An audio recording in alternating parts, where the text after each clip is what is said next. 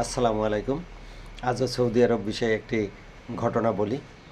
যেমন আমাদের দেশে আমরা কবরস্থান বলি, আমাদের শেষ ঠিকানা যেখানে, বিশেষ করে মুসলমানদের আমরা তো অবশ্যই আমাদের কবরস্থানে যেতে হবে এক সময়। তো এই কবরস্থানকে সৌদি ভাষায়, আরবি ভাষায় বলা হয় মাকবারা। এবং আমরা মনে করতাম, বা আমাদের দেশের অনেকেই মনে করে, যে সারা পৃথিবীতেই হয়তো বাস আছে, অথবা কবর দেওয়ার প্রসেস একরকম।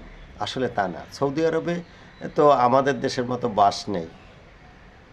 এবং মৃত্যু যাত্রীদের, যারা কবরবাসী, যাদের কবরে শোয়ানো হয়, সবগুলো ঠিক আছে।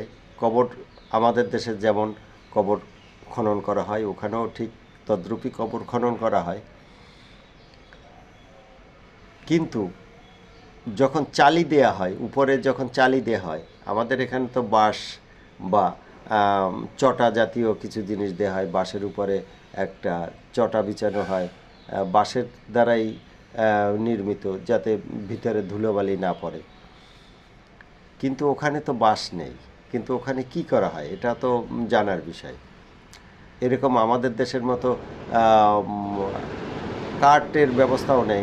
প্রচুর গাছ আছে, গাছ ওরা প্রতিপালন করে, কিন্তু একসময় গাছগুলো যখন বড় হয়ে যায় তখন কেটে ফেলে। আমাদের দেশের মতো এরকম সবিল নেই যে গাছ নিয়ে তারা এর দ্বারা কিছু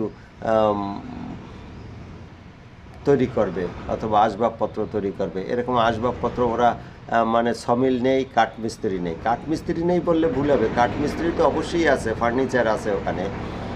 তবে এই এই কাঠগুলো সাধারণত বাহির থেকে আসে, তারপরে ওরা আর কি প্রসেসিং করে। কিন্তু ওদের দেশের যে গাছগুলো আছে, এই গাছগুলো আমাদের দেশে যেমন এখানে সেখানে সমিল গড়ে ওঠে বা কাঠের ব্যবস্থা করা হয়। যেহেতু ওরা তো কাঠ মানে জ্বালানি হিসেবেও ব্যবহার করে না, ইটের বাটাও নেই যে এই কাঠগুলো ব্যবহার করবে। যেহেতু ওখানে ইট তৈরি হয় না, ওখানে ইটের বিকল্প হিসাবে যে জিনিসটা তৈরি হয় সেটা হলো সিমেন্ট বালু দিয়ে তৈরি হয়। হ্যাঁ, আমাদের দেশেও ইদানিং দেখি ওই টাইপের ইট আসছে, কিন্তু এই ইটটা সাধারণত সিমেন্ট বালু দিয়ে তৈরি হয়, এবং এটাকে আপনার আগুনে পোড়াতে হয় না, এটা স্বাভাবিকভাবেই থাকে।